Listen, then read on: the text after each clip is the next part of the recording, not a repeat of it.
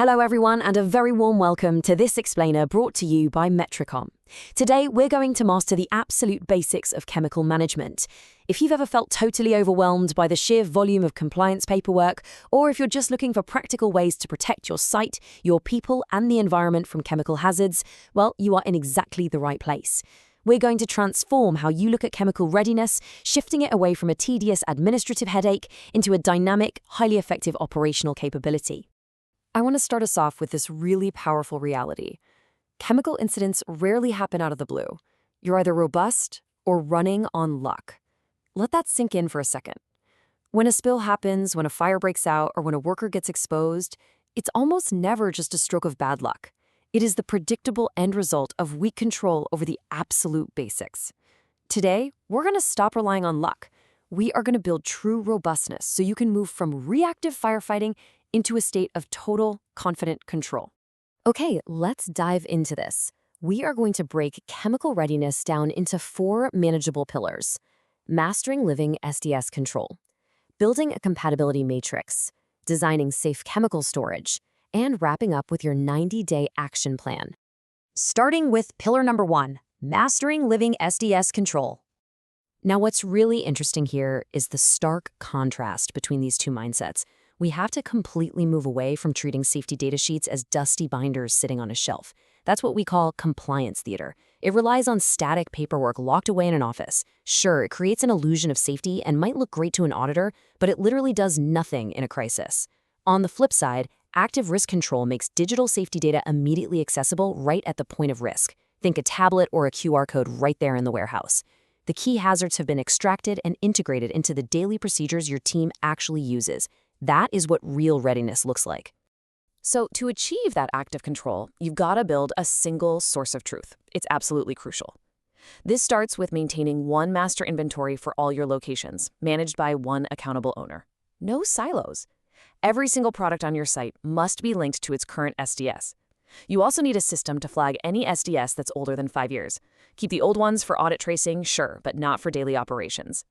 Then translate what we call the critical 10%, the hazards, the required PPE, the spill responses, into the simple local languages your workforce actually speaks. And finally, pre-approve new chemicals before they ever cross your threshold. Think of it like a bouncer at the door for your facility. That simple step stops chemical creep, which is that dangerous gradual buildup of unnecessary or highly hazardous legacy products. Let's pause for a second. I want to ask you a very direct question. Think about your own site right now. Can you answer this in exactly 30 seconds? What chemicals do we have on site right now, and where are their SDSs? If you're hesitating, or if you know it would take you an hour of digging through spreadsheets and file cabinets to find out, well, your site isn't truly ready. But hey, that's exactly why we're going through this explainer together. Let's move on to our second pillar, building a compatibility matrix. And this brilliantly illustrates exactly what we need to focus on.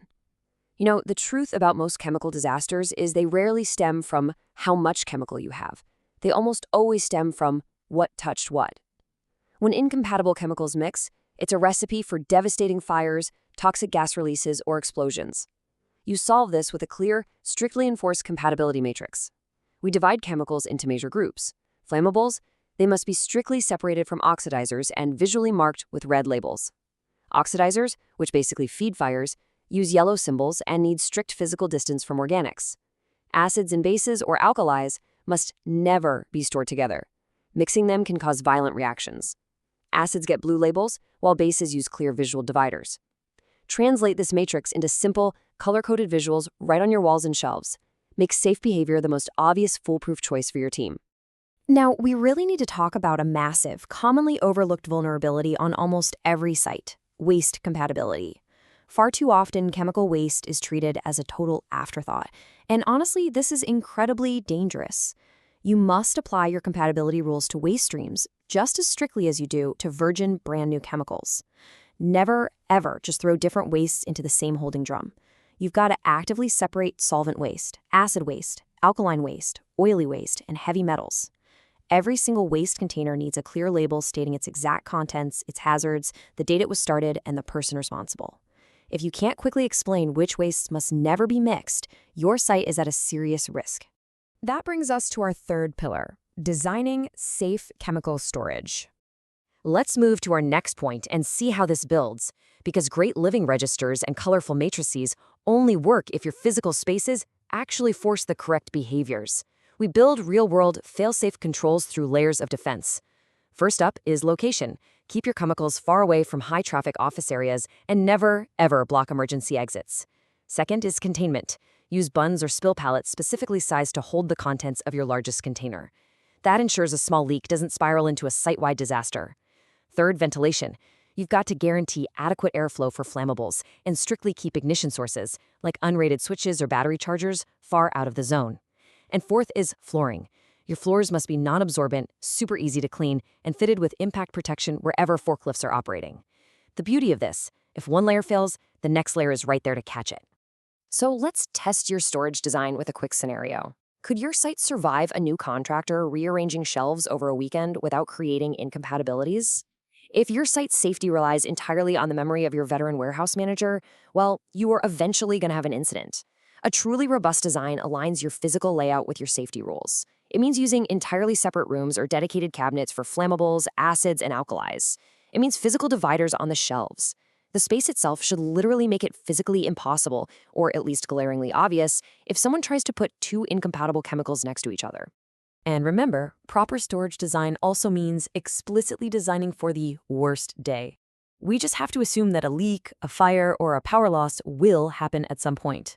True readiness means positioning spill kits and neutralizers right at the point of use, not locked in a janitor's closet a 10-minute sprint away. It means emergency showers and eye wash units are actually installed, regularly flushed, and meticulously recorded. You also have to ensure you have the correct fire extinguishers on hand, like foam for flammables, because using water on certain reactive metals can literally cause an explosion. And finally, it requires highly visible GHS hazard symbols and explicitly marked "Do not use water" zones exactly where the risk exists. All right, let's bring it all together with our final pillar, your 90-day action plan. Knowing the theory is great, but it's not enough. We need an achievable roadmap to actually transform your site. So the crucial point is to break this whole shebang down into a structured timeline. Let's look at it. Within your first 30 days, your singular focus should be consolidating that single chemical register. Link all products to current SDSs, flag the missing ones, and sketch out where everything is currently stored. Okay, by day 60, you take that basic site compatibility matrix we just discussed and you implement it.